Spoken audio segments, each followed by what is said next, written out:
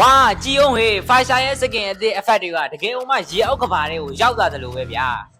ဒီခရမ်းရောင်နဲ့အပြာရောင်ဆက်ထားတဲ့ဒီ effect တွေကပေါ့နော်တော်တော်လေးကိုမှ premium center ကိုတွေ့ရတယ်ဒီမှာဆိုရင်ပေါ့နော်ဒါ Fasha ရဲ့ animate ချလိုက်တဲ့အကွက်ကတော့တော်တော်မှလှတယ်ပေါ့နော်ရန်သူတွေ